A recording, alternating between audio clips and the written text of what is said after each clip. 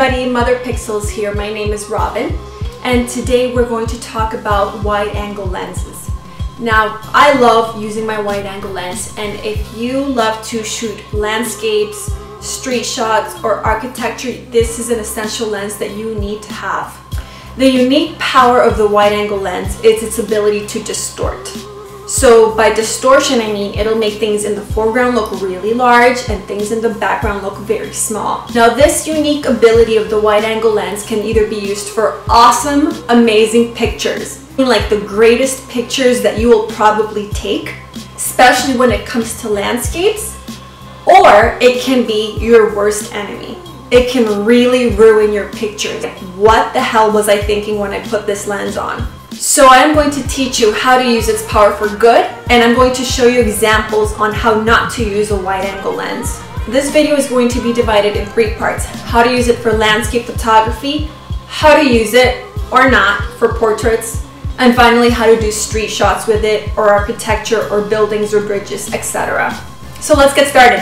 When it comes to landscapes, the first thing you should do is to find a foreground. Do not use the wide-angle lens without finding a foreground. What do I mean by foreground? It could be rocks, it could be a tree trunk, it could be flowers, it could be a bridge, it could be anything that you can get close to, that you can enlarge and distort. Secondly, make sure that the foreground has an interesting background that you actually want to photograph and connect.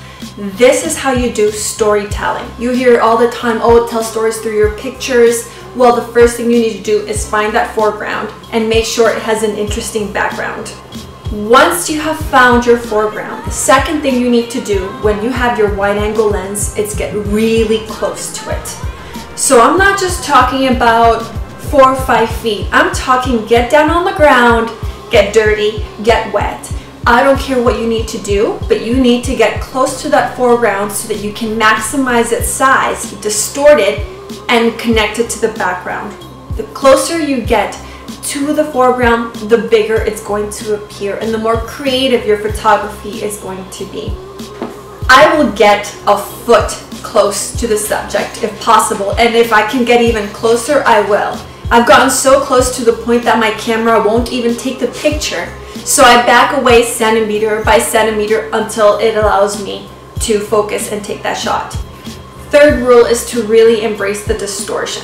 Okay, this is your creative lens. This is the opportunity for you to present a landscape or a picture in a way that nobody else has seen it before. So when you're busting out your wide-angle lens, you're trying to do something different and something unique. So you have to really embrace that distortion, because this is where you're getting creative. So does that rock in the front look much larger than the mountain in the background? Great! That's exactly what you're trying to achieve. Otherwise, if you don't like the look of that, then what you're going to have to do is switch over to a regular lens. But wide angle can make your photos very interesting, and I really recommend that you just stick to it and embrace it and love it and learn it.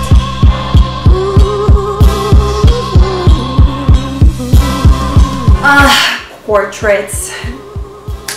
Well, the first thing I would recommend is, if you're shooting portraits, is to not use your wide-angle lens. I'm going to be very real with you. It is not a good lens for portraits. The reason why? That distortion. Again, this is a power that can be used for evil, and this is where I think it does its worst. When somebody books you for a portrait photo shoot, they want to look nice, and you want to be able to compose them differently. So when you are using your wide-angle lens and you place your subject to either the sides or top or bottom of your frame, it'll distort their features, okay? It can deform their foreheads, their eyes. I mean, look at this picture of my son.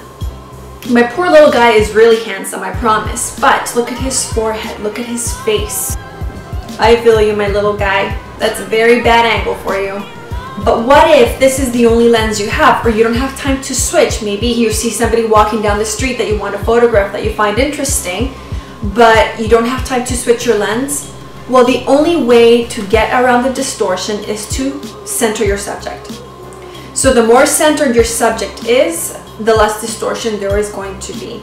Again, this limits your ability to place the subject wherever you want and do more fun things when doing a portrait photography. I mean, you always have to center your subject if you're using a wide angle lens, because again, your subjects are not going to look good. They're going to look deformed.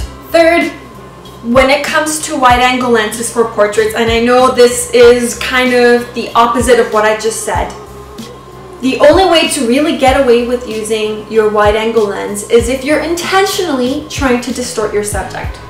So if you're going for a funny, unique look, then you know what, again, use your wide angle lens. How do you do a fun distortion or a creative one? Well, for example, have somebody hold something in front of you to make their arms look really long, or get close to the bottom of their legs to make their legs look really long. But the point is to be very intentional about it. If you're trying to do a subtle distortion, it's not going to work because you're only going to make it look like a mistake. Street shots. When and how to use your wide angle lens. I love my wide angle lens when I want to photograph a building. So when you need to fit it all in, let's say you're walking down the street, you see a really cool building and you have to choose between getting the top or the bottom.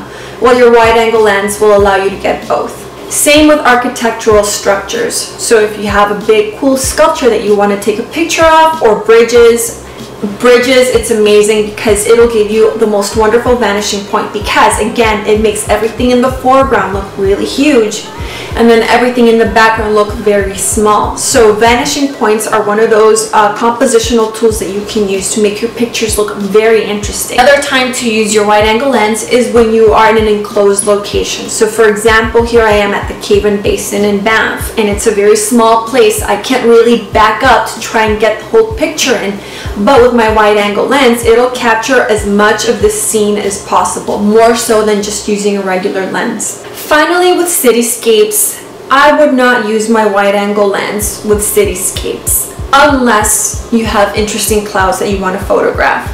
The reason for that being, again, is going back to the fact that your wide angle lens will make anything in the distance look really small. So if you have your buildings, they will look absolutely tiny and it will diminish the impact of your picture.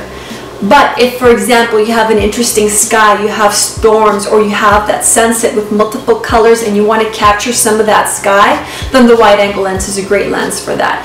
That is the only exception when, like in my opinion, is when doing cityscapes, is if you want to incorporate the sky because you have a very interesting sky, or you're doing night photography and you want to get the Milky Way, then use your wide angle lens. But just to do plain cityscapes, absolutely terrible. Just use your regular zoom lens to make those buildings look bigger and more imposing.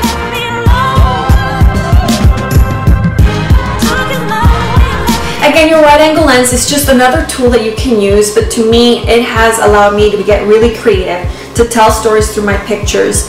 I really embrace it. I love it. It's great for landscapes. It's great for street shots. For portraits, you can use it if you want to have fun with it. All in all, what I really want you to take away from this is that your wide angle lens is your creative lens, okay? This is made for distortion, and the basic things that you need to understand is that your foreground is going to be large, your background is going to be small. So find a foreground, get close. If you are in a situation where you need to fit it all in, use your wide angle lens. Have fun, practice, learn how to use it. I promise you that once you learn how to use its powers, you will be able to use them for great pictures. The type of pictures that people are gonna go like, holy shit, how did she do that? I really encourage you that if you are not sure on how to use it, go to the camera store or go to Vistec and rent one. Thank you so much for watching.